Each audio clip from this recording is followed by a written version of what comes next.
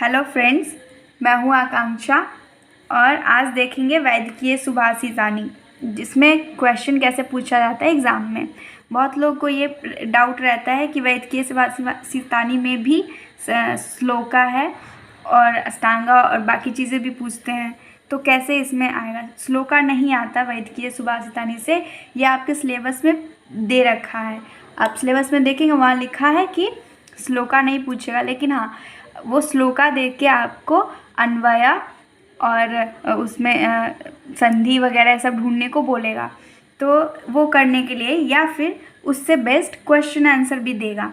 तो question answer कैसे देगा, उसमें आपको ये नहीं है कि संस्कृत है तो कुछ भी क्वेश्चन पूछा तो श्लोका नहीं लिखना है, उसमें आंसर लिखना है। जैसे कि हिंदी में आंसर लिखते हैं वैसे यहाँ भी आंसर लिखना है, लेकिन हिंदी नहीं, संस्कृत वर्ड्स होने चाहिए, जो श्लोका में दे रखा है वैसे ही लिखना है। तो चलिए देखते हैं कि कैसे क्वेश्चन आते हैं और कैसे आंसर लिखना है। तो मैंने कुछ इधर 4 एग्जाम्पल लिया है जिसको आज देखेंगे।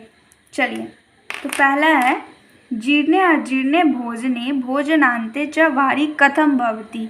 मतलब इसका है कि जीर्ण और अजीर्ण भोजन और भोजन के अंत में वारी मतलब वाटर पीने से क्या होता है। तो अभी इस श्लोका में हम उसको आंसर उसका लिखेंगे कि अजीर्णे वारी वेशजम। यह आपको वैदिकीय सुभाषितानी में मिल जाएगा, जल विज्ञानियम में, जल विज्ञानियम चैप्टर है, वहाँ आपको ये मिल जाएगा आंसर। वो श्लोका है, वहाँ से आप आंसर देख के लिख सकते हैं। या फिर आपके सिलेबस में ऐसा दे रखा है कि जो भी वैदिकीय सुभाषितानी का 1 या 2 या 3-4 ऐसे करके ही एक चैप्टर से श्लोका है, तो उसके लिए आप ऐसा देखेंगे कि जैसे सिलेबस में दे रखा है, आप जाके जरूर चेक कीजिए।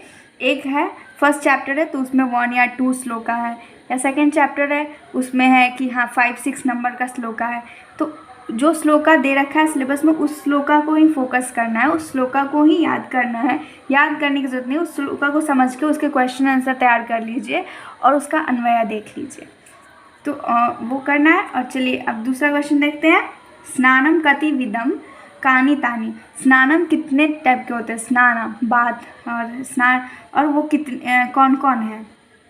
तो आपके बुक में दे रखा है जहाँ पे स्नाना के बारे में, तो वहाँ पे सप्तविध स्नानी भवंती, 7 होते हैं स्नाना, और वो देखेंगे कौन कौन से हैं। मांत्रम, भौमम, आग्नेयम, वायव्यम, दिव्यम, वारुणम, मानसम।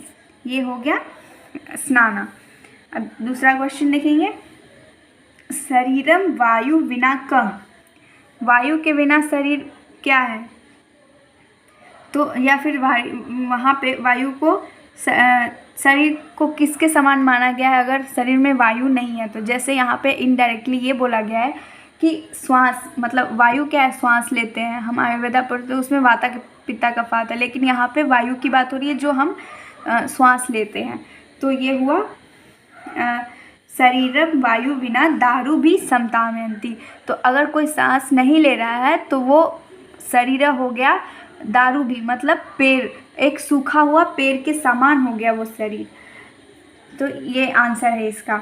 तो वहाँ पे आपका मीनिंग रहेगा इंग्लिश या हिंदी में, तो आप उससे देख के आप आंसर लिख सकते हैं, खुद से क्वेश्चन भी बना सकते हैं। चौथा क्वेश्चन है चत्वारि दानानि कानि। 4 टाइप के दाना है, वो कौन कौन है। तो भीतेभ्यः अभयम देयम, व्याधितेभ्यः औषधम देयम, विद्यार्थिने विद्या देया, क्षुधातुरे अन्नम देयम।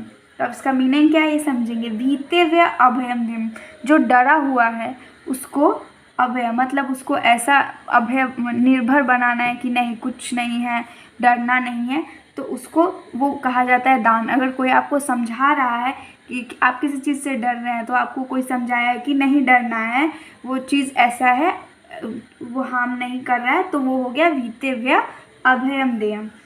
व्याधितेभ्य औषधम देयम, अगर कोई बीमार है तो उसको क्या देंगे, उसको देंगे औषधि, तो वो भी दान के कैटेगरी में आता है। विद्यार्थी ने विद्या देयम, विद्यार्थी को कोई पढ़ा रहा है और टीचर तो क्या दे रहा है, वो दान दे रहा है। क्षुधा तुरे अन्नम देयम, जो भूखा है उसको खाना देंगे। तो ये 4 टाइप के दाना है, ये आपको श्लोका में मिल जाएगा। तो वैदिकीय सुभाषितानी में आपको यही करना है और कुछ नहीं सोचना है। बहुत इजी क्वेश्चंस आते हैं यहाँ से और 5 मार्क्स का रहेगा। तो या फिर 10 मार्क्स के लिए भी पूछ सकते हैं। 5 मार्क्स में ये और 5 मार्क्स में वाक्य प्रयोग, जैसे कर्तरी और कर्मणी प्रयोग, जिसमें जैसे कि इंग्लिश में होता है एक्टिव और पैसिव वॉइस, तो वैसे ही यहाँ पे भी कर्तरी और कर्मणी प्रयोग होगा। तो दोनों को मिला के 10 मार्क्स में भी दे सकते हैं या अलग अलग भी दे सकते हैं 5-5 मार्क्स के लिए। तो ये वीडियो यहाँ ख़त्म होता है। अगले वीडियो में मैं कर्तरी और कर्मणी प्रयोग का क्वेश्चन और कैसे उसमें चेंज करते हैं, क्या क्या लगाते हैं, ये सब देखेंगे। तो यहाँ वीडियो ख़त्म होता है। Thank you.